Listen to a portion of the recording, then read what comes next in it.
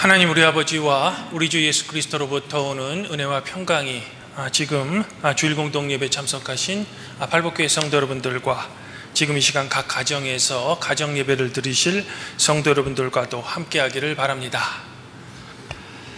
지난주 말씀에서 베드로, 요한 그리고 이제 야고보를 당신의 제자로 부르신 예수님께서는 이제 나머지 제자 모두를 다 부르셨습니다.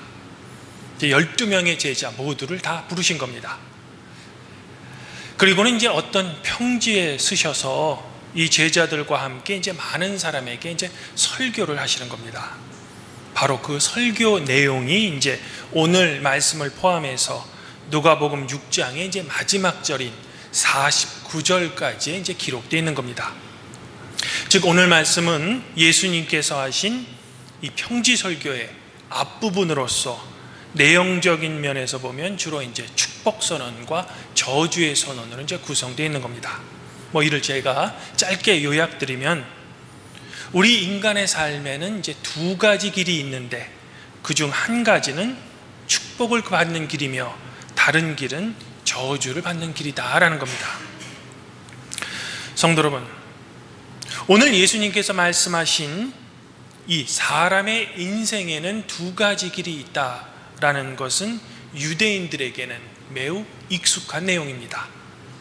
이를 잘 나타내고 있는 것이 오늘 시편 봉독문인 시편 1편이죠. 이 시편 1편에서 시인은 축복을 받는 길은 바로 여호와의 율법을 즐거워하여 그의 율법을 밤낮으로 묵상하는 것이다 라고 말합니다. 그리고 반면에 저주를 받는 길은 이 여호와의 율법을 지키지 않는 것이다 라고 말하고 있죠. 즉 율법의 준수에 따라 의인과 악인의 길이 서로 나뉜다라는 겁니다. 이런 유대 전통은 초대교회가 막 생긴 우리 그리스도교회 초기 문헌에서도 아주 잘 발견됩니다. 그 대표적인 예가 이제 1세기 문헌 중에 디다케라는 문헌이 있습니다. 보통은 이제 디다케보다는 12사도의 가르침이라는 제목으로 알려져 있는데 이 문헌의 첫 문장이 이렇습니다. 두 가지 길이 있습니다. 생명의 길과 죽음의 길. 이 둘의 차이가 큽니다. 생명의 길은 당신을 창조하신 하나님과 이웃을 당신 자신처럼 사랑하는 길입니다. 당신이 하기 싫은 일을 어떤 것도 다른 이에게 요구하지 마십시오.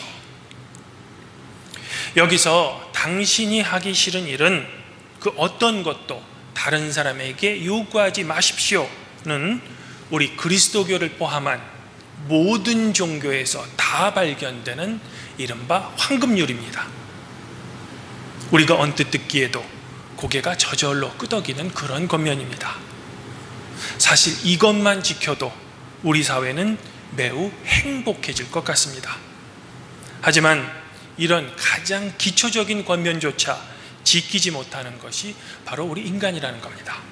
그래서 우리는 나 그리고 우리 가족이 하기 싫은 일은 늘 돈과 권력을 이용해서 다른 사람에게 이제 억지로 시키는 거죠. 요즘 정치권에서도 한참 이슈가 되는 주제도 바로 이 주제인 것 같습니다. 즉 내가 하기 싫은 일을 권력의 힘으로 다른 사람에게 억지로 시키는 일이죠. 그런데 사실 이에 대해 교회도 제가 보기에는 별 할 말이 없습니다. 왜냐하면 저 같은 목사들만큼 제가 하기 싫은 일을 전도사들에게 시키는 직종도 이 세상에는 없기 때문입니다. 이런 점에서 교회는 이 사회에 대해 뭐라 하기 전에 먼저 자기 자신부터 좀 검증하고 자기 자신부터 점검해야 하는 겁니다. 성도 여러분, 그러면 이제 디다케가 제시하는 죽음의 길은 과연 어떤 것일까? 디다케는 이에 대해 이 길은 악하고 저주로 가득 차 있습니다 라는 말로 시작합니다. 그러면서 우리가 들어봐도 이 고개가 끄덕일 만한 그런 악행들이 하나하나 열거됩니다. 예를 들면 살인, 도둑질, 간음 등이 그렇죠. 십계명에도 있는 그런 우리 인간의 악행입니다.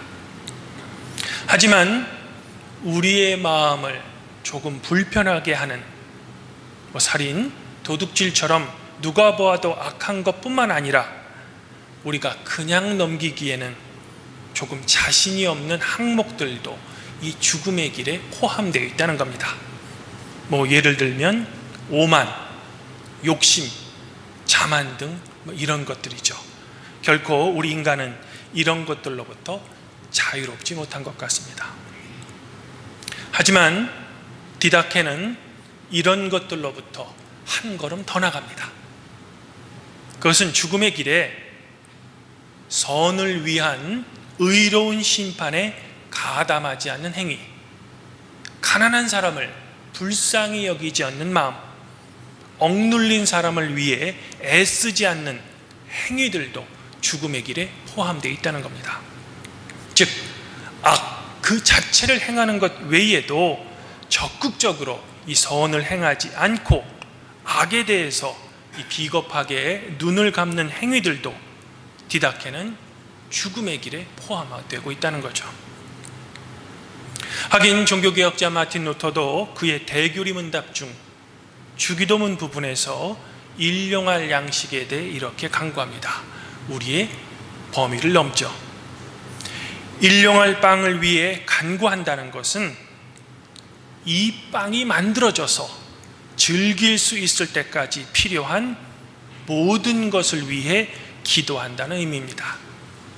즉 매우 넓은 뜻이 담겨져 있는 겁니다. 이 기도는 일용할 양식을 방해하는 모든 것에 저항해야 된다는 뜻도 담겨져 있는 겁니다. 즉 루터에 따르면 일용할 양식을 위해 기도하라 라는 간구는 그저 나와 내 가족이 하루를 살아가는 데 필요한 양식을 가만히 앉아서 수동적으로 기다리는 그런 소극적인 태도가 아니라는 겁니다. 바로 일용할 양식을 얻는 과정에서 어떤 부당한 일이 있어서 결론적으로 일용할 양식을 얻을 수 없게 된다면 그것에 적극적으로 저항하고 항거하라는 악에 대한 적극적인 태도가 내포되어 있는 겁니다. 특별히 그 일용할 양식이 가난한 이웃들을 위한 것이라면 더욱더 그것에 저항하라는 겁니다. 이런 의미에서 우리 개신교인들의 믿음이란 바로 진리에 대한 투쟁 정신이 항상 포함되어 있는 겁니다. 사랑하는 성도 여러분, 아마 이런 의미에서 예수님께서는 오늘 평지에서 줄인 자는 복이 있으며 우는 자는 복이 있다고 우리에게 역설적으로 말씀해 주고 계신 겁니다.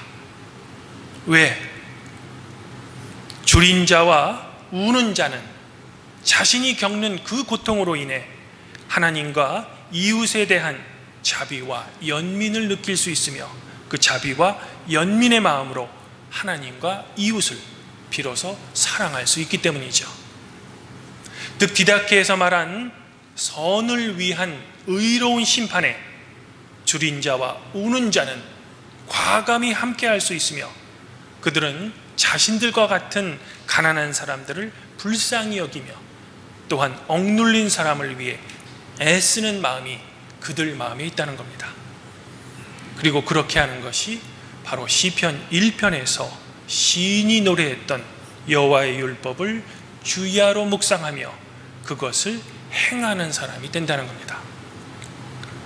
반면에 가난한 자에 대한 연민이 없는, 아니 하나님의 자비와 연민을 느낄 필요가 없는 부요한 자, 그리고 배부른 자, 그리고 웃는 자는 그 비겁함으로 인해 고아와 과부와 나그네를 위한 여호와의 율법을 지키지 않게 되어 결국에는 화가 있을 것이다 라고 예수님께서는 선언하고 계신 겁니다. 이런 이유로 거지 나사로에게 그 어떤 나쁜 행위를 직접적으로 하지 않았음에도 불구하고 부자는 나사로를 굶어 죽게 한 그 방관의 죄로 지옥에 갔던 겁니다. 또한 심한 부상을 당한 나그네를 자신들의 종교적인 이유로 그대로 방치해둔 레위인과 제사장은 예수님으로부터 질타를 받았던 거죠. 반면에 유대 사람들로부터 평상시 사람 취급을 받지 못했던, 즉 줄인 자와 우는 자였던 사마리아인은 그 불쌍한 사람을 적극적으로 도와줌으로써 그의 이웃이 되고 주님으로부터 좋은 평을 받게 된 겁니다. 그러므로 예수님을 주님이라고 고백하는 우리 그리스도인들은 살인, 도둑질 이런 것들은 당연히 하지 말아야 함은 물론 우리 주변에 도움이 필요한 이웃들을 적극적으로 도와줘야 하는 겁니다. 그리고 나의 자리 유지와 안위를 위한 비겁함으로 인해 그리스도인으로서 반드시 항거해야 할 악에 대해서 그저 방관하는 것이 아니라 오히려 하나님의 공평과 정의를 위해 악에 대해서 적극적으로 항거해야 하는 겁니다.